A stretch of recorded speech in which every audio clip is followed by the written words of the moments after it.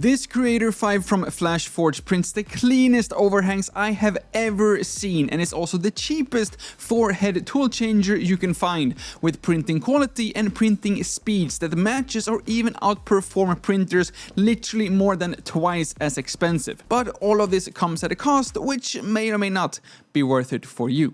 Now, quick heads up before we start, I have already reviewed both the Snapmaker U1 and Bambulab X2D, and dedicated side-by-side videos are hopefully coming very soon. So if you do miss any information that you want me to talk about in a future video, please do let me know by leaving a comment down below, and I'll make sure to include that in my next couple of videos. But with that said, today is all about this Creator 5. And we're gonna start with a quick recap, because this is very important.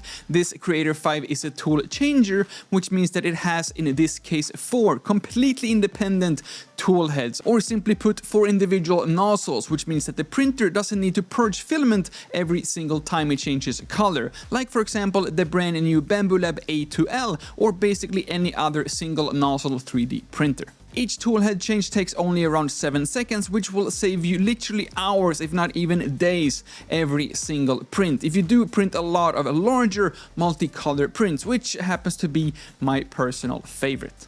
And I should also clarify, I often refer to these Toolchangers as the best solution for multicolor printing, but what I actually mean is multi-material printing, because since each of these 4 toolheads is a separate unit, you can load a completely different material in each one, either as separate parts of the same model, or maybe using, for example, PETG as support for your PLA prints, or vice versa, which will make the supports a lot easier and also a lot cleaner to remove from the actual model. And since you don't need to purge any extra color between these color changes, which very often can lead to even more wasted material than what the actual model uses, not only do you save a lot of money on filaments if you do print regularly, something else that really surprised me was just how long one single spool of filament actually lasts when you don't need to waste basically any filament between all these different color changes. So to recap this recap, I guess, we can't really compare Toolchangers with single nozzle 3D printers, because it's just 2 completely different printers in 2 completely different leagues, with my own personal opinion being that Toolchangers, or as a bare minimum dual nozzle printers, are 100% better, or I guess in this case 400% better if we do actually count all the 4 different tool heads. Although in this case you are somewhat limited to only 4 colors or 4 materials, since we only have 4 different tool heads, whereas if you are using an AMS system, then technically you can print it up to 16, 19, or I think even 25 different colors if you do have the filament, patience and money to do so. But let's start from the beginning and the actual setup, which is the part I personally always skip myself when I see other people's reviews and unboxing videos. So as always, to save both our times, I just want to give you the highlights and share any comments that might help you to get an even smoother setup experience. Noticeably smoother experience compared to the Snapmaker U1, I might add, because instead of having to deal with the 4 individual toolheads, the toolheads on the Creator 5 are actually coming together, installed already on this little bracket. So you just have to install basically 1 tool head with then 4 different nozzles and 4 different screw setups, instead of having to go through the entire and different installation processes for 4 individual tool heads like on the Snapmaker U1. The only issue I had during this entire installation process were these protective stickers for the spool holders that you're supposed to peel off before you actually insert the spool holders. And I somehow assumed that I could just put the spool holders in there directly without moving the stickers, which was not really the case, and that caused the only hiccup in the entire installation process. But with those stickers and the installation process out of the way, it is finally time for the fun part, and arguably the most important part, that is to check out the prints and the printing quality. And I'm just gonna go ahead and say it, the overhang test I did with my Creator 5 is the best overhang test I have ever seen on any one of my, I think, 9 different printers. It is almost perfect even at 80 degrees overhang, and I have to rethink my entire testing procedures now, because I just thought that this print was designed to fail at like 60 degrees, because I have never seen a single printer actually surviving, or at least not having any issues at this 60-degree mark. Very surprising result indeed, and extremely satisfied with just the overall printing quality. But I can of course understand that not that many people are buying a 3D printer just to run 3D printing tests. So we of course also need to check out some actual prints, some actual models. For example, like this Goofy Serious Turtle, this Happy Fox, and this multicolor Toucan. Now, I'm now realizing that this turtle is actually not a multicolor print, or you're printing like every color separately. So maybe this is not the most interesting comparison, especially if you're getting a Toolchanger like this one. But just letting you know that this also printed out without any issues whatsoever. If you're eagle-eyed enough, you might actually see that this print uses 5 different colors and not only 4. Because just like any other printer in the slicer, you can of course schedule a pause, and then after, in this case, this brown log has been printed, I just pause it and then I manually change the filament from brown to white, and then the printer will continue printing in white in this case, although it might look a little bit weird in the actual slicer. And then we also have this Happy Fox here in the printer right now, which I scaled up to the maximum bed size of 256mm, which is, I would say, the standard size these days. Now, moving over to the actual printing quality and printing experience.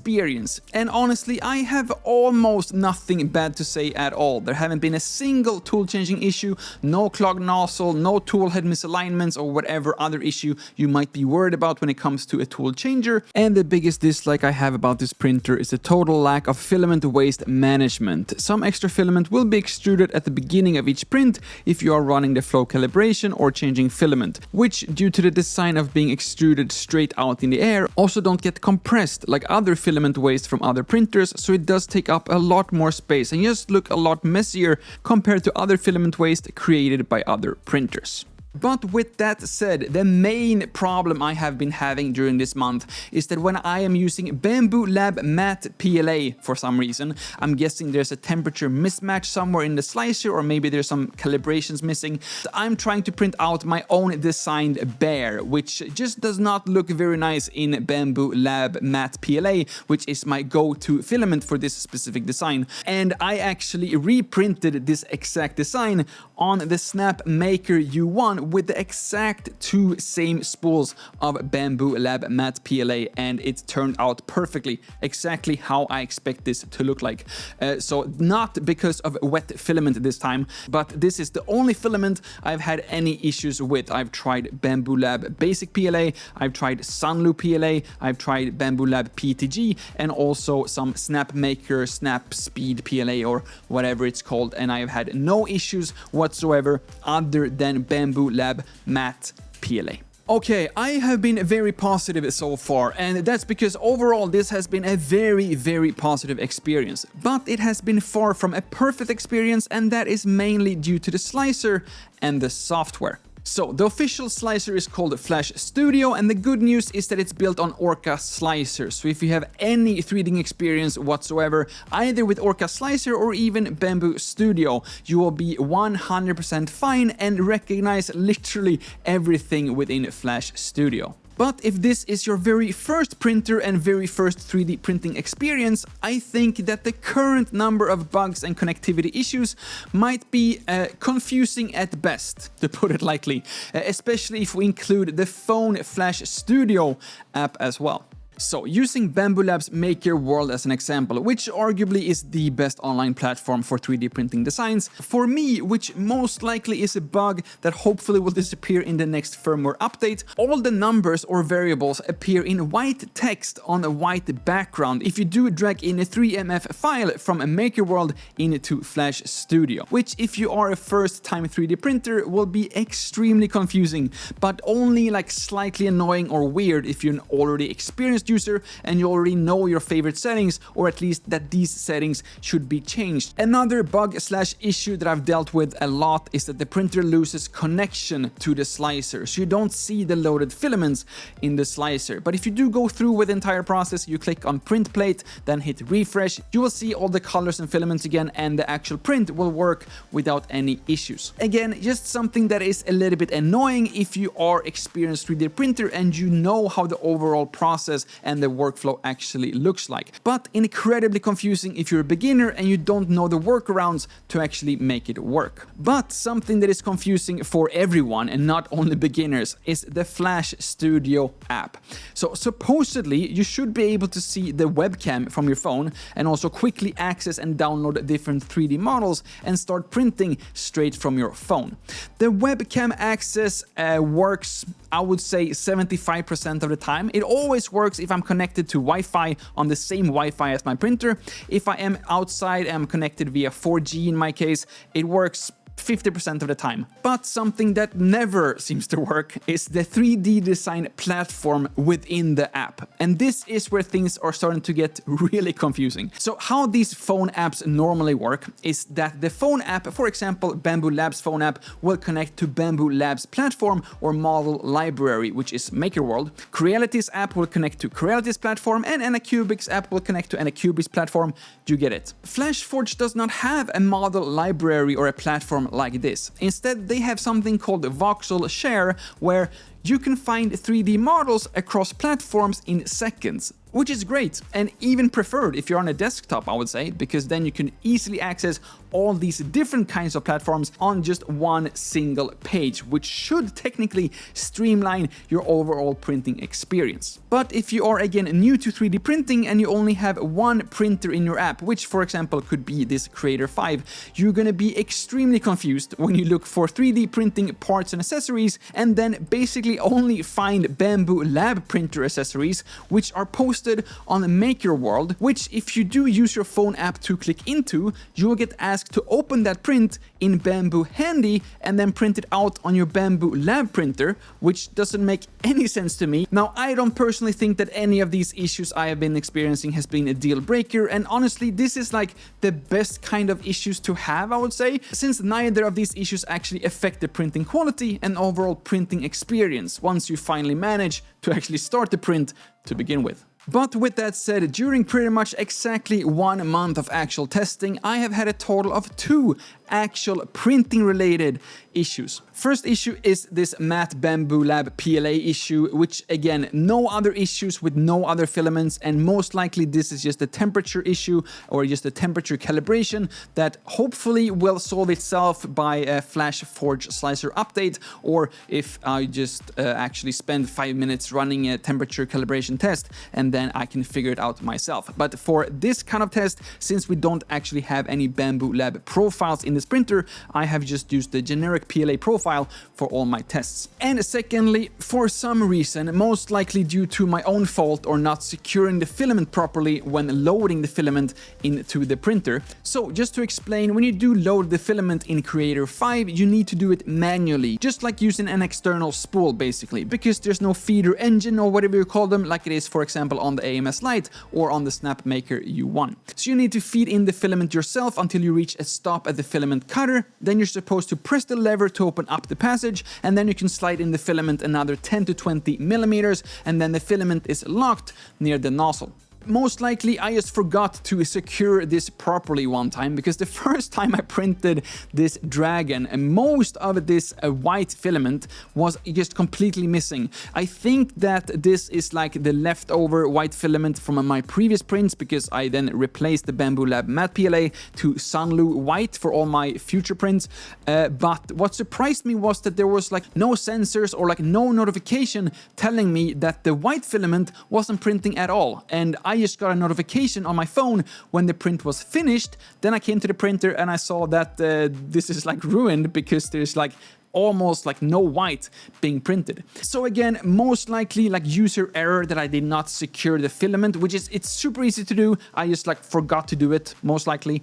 But again, I just wish that there would be some kind of warning system, and I just think I need to continue testing this long term to see how big of an issue could this potentially be. And speaking about something else that may or may not be important in the future, is that a lot of people are going to comment on that this printer not being enclosed and also not having a heated chamber. But that is where the Creator 5 Pro comes in. So instead of upgrading this with some accessories in the future, for example an enclosure and also a heated fan or something like this, Flashforge actually has a separate printer, which is the Creator 5 Pro, which is basically the same printer, the same quality and everything else as this Creator 5, but it does come enclosed with a heated chamber that goes up to 65 degrees Celsius with a proper HEPA and carbon filtration as well. And technically I think that the Pro version, just because it comes enclosed, also will be a little bit quieter as well. And if you don't know if you need an enclosed and heated chamber, then most likely you don't need an enclosed and heated chamber, because that's what unlocks the tougher engineering materials such as ABS, ASA, PC and nylon, which is great if you do have specific high temperature or super durable needs, but most of the time I personally think that PLA or PETG is more than enough. But of course, there are also other brands out there as well, and I honestly can't tell you which model is best for you, but what I can tell you is that I have already made a video about both the Snapmaker U1 and the Bamboo Lab X2D, which I think are the two strongest competitors to the Creator 5 and Creator 5 Pro, with maybe Snapmaker U1 being the strongest and, to be honest, the only competitor in this price class when it comes to being a tool changer. I will also have a lot more of side-by-side comparison videos coming out later as well, so if you do have any specific questions that I did not cover in this video, or any specific prints you want me to try on any or all of these printers, please do let me know by leaving a comment down below. And if you do want any more information regarding the Creator 5 or the Creator 5 Pro, you do have an affiliate link to Flashforge down in the description as well. So if you do decide to make a purchase, you will also support me and support my channel without any extra cost for you. Thank you all so much for watching. My name is Lukas. It starts with L as in like, ends with S as in subscribe. Please do both, and see you all in the next one.